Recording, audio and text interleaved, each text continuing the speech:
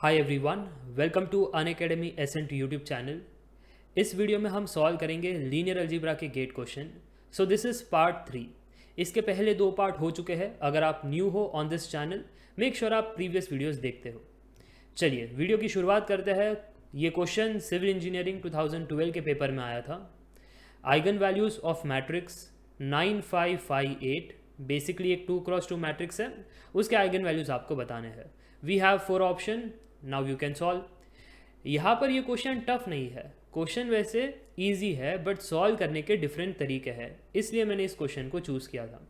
अब बहुत सारे स्टूडेंट क्या कहेंगे, सर आइगन वैल्यूज़ फाइंड करने हैं, तो हमने स्टैंडर्ड बुक्स में पढ़ा है दैट आइगन वैल्यूज़ फाइंड करने के लिए we need characteristic equation. So characteristic equation is found by solving determinant of a minus lambda I equal to 0। उसके लिए भी मैंने एक ट्रिक दिया था। अगर आपका given matrix A which is here 9558 इस प्रकार है, तो determinant of A minus lambda I जब आप परफॉर्म करते हो तो बेसिकली सिर्फ प्राइमरी डायगोनल में सब्ट्रैक्ट करना है लैम्डा से, बाकी एलिमेंट एज इट इज़ रखने हैं। And hence I can say determinant of 9 minus lambda 5 8 minus lambda is equal to 0। अब इसको ओपन अप करो, so 9 minus lambda into 8 minus lambda minus 25 is equal to 0। अब option में जाओ और देखो कौन सा ऑप्शन यहाँ पर मैच कर रहा है। ये है पहला तरीका टू सॉल्व द क्वेश्चन। थोड़ा सा लेंदी है बट यू कैन सॉल्व। अगर मैं बात करूँ दूसरे मेथड के बारे में, दूसरा मेथड आप देख कर बना सकते थे। The idea is to use the properties of eigen values.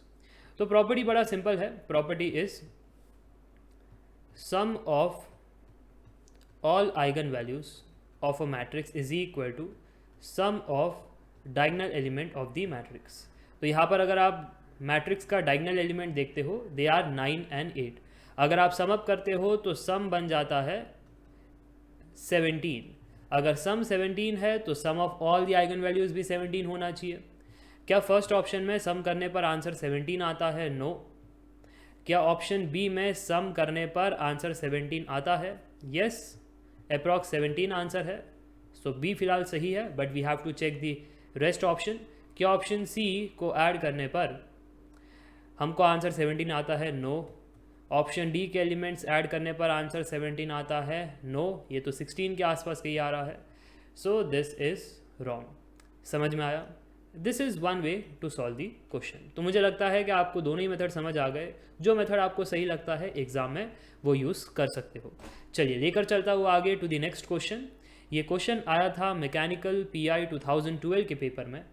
x plus 2y plus z is equal to 4, 2x plus y plus 2z is equal to 5, x minus y plus z is equal to 1। Above system of algebraic equation has what? 4 option है हमारे पास। Option A unique solution, x is equal to 1, y is equal to 1, z is equal to 1। Option B two solution, x is equal to y is equal to z is equal to 1 and x is equal to 2, y is equal to 1, z is equal to 0। Option C infinite number of solution, या फिर option D no feasible solution. देखो question again simple है। अब यहाँ पर आप solve कैसे करोगे? तो बहुत सारे स्टूडेंट कहते हैं सर ये तो सोल्यूशन ऑफ सिस्टम का टॉपिक है, तो हम ऑगमेंटेड मैट्रिक्स बनाएंगे। ऑगमेंटेड मैट्रिक्स में हम इशेलॉन फॉर्म में कन्वर्ट करते हुए आंसर को निकालेंगे। क्या वो मेथड गलत है? बिल्कुल नहीं, वो मेथड एकदम से सही है। तो मैं आपको करके भी बताता हूँ वो मेथड कैसे करना था। So we have to form augmented matrix which is A:B। A होता है coefficient matrix, so you can write here coefficient matrix, and B is constant matrix. तो इक्वेशन में जो भी कोएफिशिएंट थे वो मैट्रिक्स A बना देगा, इक्वेशन में जो भी कांस्टेंट थे वो मैट्रिक्स B बना देगा। ठीक है, चलिए तो मैट्रिक्स बना देते हैं। फिर 3 इक्वेशन थे। फर्स्ट इक्वेशन के कोएफिशिएंट्स 1 to 1, सेकेंड इक्वेशन के कोएफिशिएंट्स 2 1 2, थर्ड इक्वेशन के कोएफिशिएंट्स 1 -1 1। फर्स्ट इक्वेशन का कांस्टेंट 4, सेकेंड इक्वेशन का कांस्टेंट 5, फिर 1। ओके, अब ये आ गया आपका ऑगमेंटेड मैट्रिक्स। आंसर यहीं पर ख़त्म नहीं होता। अब आपको क्या करना है, इस टर्म को 0 बनाना है और फिर इस टर्म को भी 0 बनाना है। तो ऑपरेशन बड़ा सिंपल है। Row 2 is equal to row 2 minus 2 times row 1 and row 3 is equal to row 3 minus row 1। तो जब हम ये ऑपरेशन परफॉर्म करते हैं तो हमको मिलता है row 1 elements as it is copy paste, कोई दिक्कत नहीं उसमें। रो 2 के एलिमेंट्स चेंज हो जाएंगे, कैसे हो जाएंगे? Row 2 minus 2 times row 1, so 2 minus 2 is 0।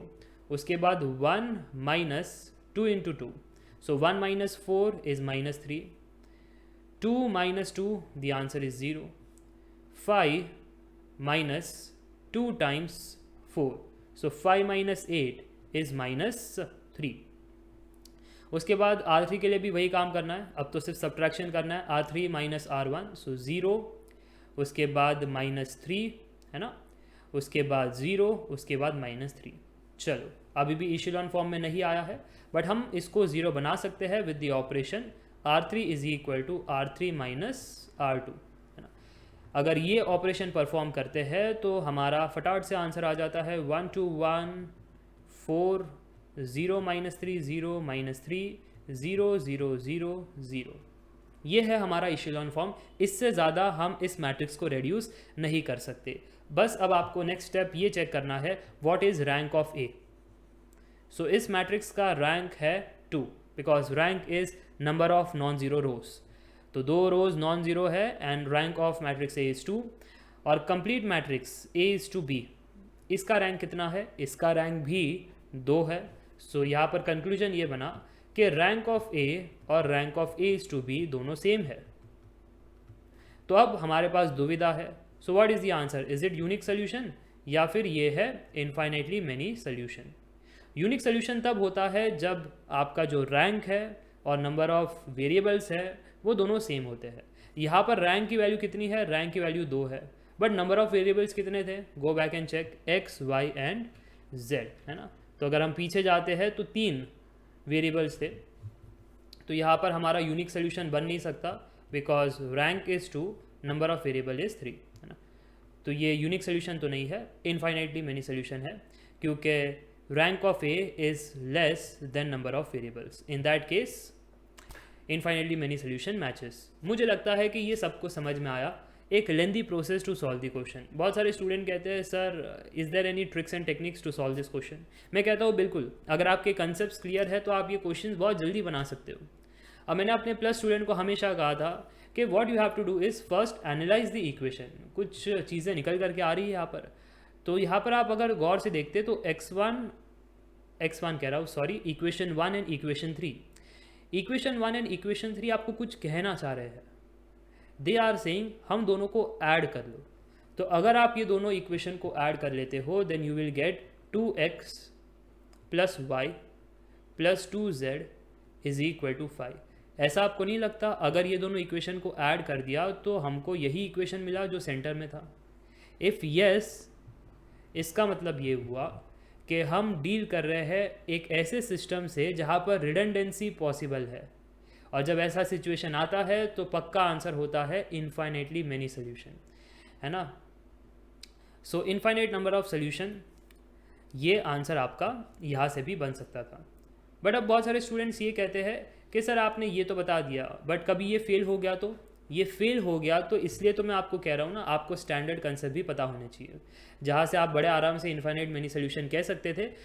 ये ट्रिक्स एंड टेक्निक्स कब हेल्प करते हैं? जब आप बहुत सारा क्वेश्चन प्रैक्टिस कर लेते हो और आपकी ऑब्जर्वेशन फास्ट हो जाती है। सर क्वेश्चन देखते हुए हम चेक कर लेते हैं कि ट्रिक लगेगा या ट्रिक नहीं वर्क करेगा, है ना। यहाँ पर ये ट्रिक वर्क कर रहा था तो आप फटाफट से आंसर बता सकते हो। That is the benefit. तो मुझे लगता है कि आपको ये सारे क्वेश्चन समझ में आ रहे हैं, तो आगे लेकर चलता हूँ टू दी नेक्स्ट क्वेश्चन। ये रहा नेक्स्ट क्वेश्चन। ये क्वेश्चन आया था मैकेनिकल पीआई 2012 के पेपर में। एक मैट्रिक्स है, मैट्रिक्स ए 2x2 उसका साइज है। One of the normalised eigen vectors are what? 4 option given है, उसमें से एक सही है। अब यहाँ पर आपको समझना पड़ेगा कि नॉर्मलाइज्ड आइगन वेक्टर्स क्या होता है। जनरली आइगन वेक्टर तो सबको पता है, अगर आपको कंसेप्ट नहीं आती कि नॉर्मल वेक्टर और आइगन वेक्टर में ऐसी क्या खूबियाँ है ना। नॉर्मल वेक्टर और आइगन वेक्टर ये कोई दो अलग चीज़ है या कुछ खूबियाँ है इन दोनों में? तो ये सारी चीज़ें मैंने प्लस पर करवाई है। अगर आपके कंसेप्ट वीक है आप वहाँ से कर सकते हो। फिलहाल यहाँ पर उन्होंने कहा है नॉर्मलाइज्ड आइगन वेक्टर, ये वही है जो आपने नॉर्मलाइज्ड वेक्टर्स पढ़ा है। इसका मतलब magnitude of the vector should be 1। और इसलिए आप देख रहे हो कि सारे ऑप्शन में अगर मैं मैग्नीट्यूड निकालना चाहूँ तो सबका मैग्नीट्यूड 1 के बराबर आता है। उसी को कहते हैं नॉर्मलाइज्ड वेक्टर। क्योंकि यहाँ पर आइगन वेक्टर कहा गया है तो हमको सबसे पहले इस गिवन मैट्रिक्स का आइगन वैल्यू निकालना पड़ेगा और वो आइगन वैल्यू के रिस्पेक्ट में आइगन वेक्टर निकालना पड़ेगा। समझ में आ रही है बात? चलिए तो शुरुआत करते हैं। सबसे पहले we will find the eigen value. Eigen value find करने के लिए determinant of a minus lambda I equal to 0, ये हमारा कैरेक्टरिस्टिक इक्वेशन होता है। So 5 minus lambda 3 minus lambda का determinant equal to 0 and then you will get lambda is equal to 6,2। Quadratic equation बना लेना, उससे आपको आंसर मिल जाएगा। कोई स्टूडेंट्स कहते हैं कोई और मेथड भी है sir. Yes, there is one more method to get the answer, है ना। अब थोड़ा सा ट्रिकी मेथड है, बहुत सारे स्टूडेंट्स को ये समझ नहीं आता, है ना। तो अगर आपको नहीं समझ में आता तो कोई बात नहीं, आप मेथड 1 से जाना। देखो मैं क्या कहता हूँ कि मैट्रिक्स ए और मैट्रिक्स ए ट्रांसपोज दोनों का आइगन वेक्टर सेम ही होता है। तो मैं क्या करता हूँ कि मैट्रिक्स ए ट्रांसपोज को लिख देता हूँ। सो 5 1 3 3 लिख दिया आपने। अब आप कीजिए समेशन ऑफ एलिमेंट्स ऑफ रो 1। तो 5 + 1 आंसर 6 आता है। अब आप कीजिए समेशन ऑफ एलिमेंट्स ऑफ रो 2, तो 3 + 3 आंसर 6 आता है। इसका मतलब पक्का एक आइगन वैल्यू 6 है।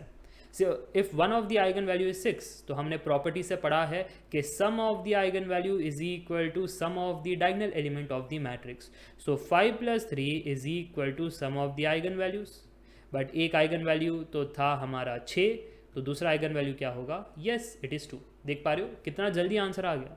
ये सारे अगेन ट्रिक्स एंड टेक्निक्स हैं, मैंने बहुत सारे ऐसे ट्रिक्स एंड टेक्निक्स करवाए हैं आपको। So it will always help you into the calculation. चलिए अब आगे बढ़ते हैं कि हमको आइगन वेक्टर निकालना था। तो सबसे पहले हम स्टार्ट करते हैं छोटे वैल्यू से, लैम्डा इज इक्वल टू 2। उसके रिस्पेक्ट में आइगन वेक्टर निकालते हैं, उसका नॉर्मलाइज निकालते हैं, फिर चेक करेंगे अगर आंसर मैच हो गया तो ठीक है, अगर आंसर मैच नहीं हुआ तो लैम्डा इज 6 पर चले जाएंगे। So lambda is equal to 2 से हमने शुरुआत की, और हमेशा आपको छोटे वैल्यू से ही शुरुआत करनी चाहिए, क्योंकि प्रोबेबिलिटी ऐसा होता है कि छोटे वैल्यू से जो शुरुआत करते हैं तो आंसर के नज़दीक आ जाते हैं जल्दी। बाकी आपके ऊपर है। चलिए a minus lambda I into x is equal to 0। तो यहाँ पर मैं कहना चाहता हूँ कि 5 - 2 3 1 3 - 2 x y that is equal to 0 0। इसका मतलब ये हुआ कि 3 3 1 1 x y 0 0। इसका मतलब ये हुआ जो इक्वेशंस बन रहे हैं वो सेम है। देखो 3x + 3y is equal to 0, या आप कह दो x + y is equal to 0, दोनों एक ही चीज़ कहना चाह रहे हैं, which is x + y is equal to 0। Yes, अगर x + y is equal to 0 है तो मेरा कंक्लूजन ये बना that x is equal to -y। और अब मैं कह सकता हूँ जो आइगन वेक्टर x था that was small x and y, है ना। सो स्मॉल x किसके बराबर है? -y के बराबर। मान लेते हैं ये दोनों ही बराबर है, या फिर एक काम करते हैं इन दोनों का अजम्पशन फिलहाल 1 रखते हैं, क्योंकि ऑप्शन कुछ वैसा है। ये देखो, अगर ऑप्शन इन जनरल k के टर्म्स में होता तो आप वैसे भी कर सकते हो। चलो मैं वो करके दिखा देता हूँ इन जनरल आपको आंसर कैसे निकालना है। नेक्स्ट स्लाइड लेते हैं, मैं फिर से लिखता हूँ that x is equal to -y, ठीक है, that is equal to let us say k। तो x is equal to k हो गया, तो -y is equal to k का मतलब क्या है? y is equal to -k। ये देखो x और y दोनों ही k के टर्म्स में आ गए। तो कैपिटल X जो हमारा था small x y is it equal to now k -k? Yes, इसका मतलब क्या हुआ कि अगर मैं k को बाहर निकालता हूँ तो 1 - 1 ये बच जाता है। हमारे क्वेश्चन में k था ही नहीं, इसका मतलब इन्होंने k को 1 अज्यूम किया है। So this is 1 - 1, eigenvector आ गया। बट क्या ये नॉर्मलाइज्ड आइगन वेक्टर है? तो आपको करना पड़ेगा मैग्नीट्यूड फाइंड ना। So capital X is basically equal to 1 - 1, जिसको आप ऐसा भी कह सकते थे i कैप का कोएफिशिएंट 1 प्लस j कैप का कोएफिशिएंट -1, ठीक है। सो अगर मैग्नीट्यूड निकालते हो आप तो √1² -1 the whole square is equal to √2। ये तो हमारा नॉर्मलाइज्ड आइगन वेक्टर नहीं है, और अगर नहीं है तो कोई बात नहीं, हम बना लेंगे, फिर डिवाइड कर दो √2 से दोनों ही एलिमेंट्स को। अब फिर से आप मैग्नीट्यूड निकाल करके देखो। सो 1/√2² प्लस -1/√2² का रूट आ गया आपका answer. Is it now equal to root 1/2 plus 1/2, which is equal to root 1, which is 1. So this is your normalized eigen vector. अगर आप पीछे जाते हो तो पीछे जा करके आप चेकआउट कीजिएगा, ऑप्शन बी बिल्कुल मैच हो रहा है. Option B is the right answer.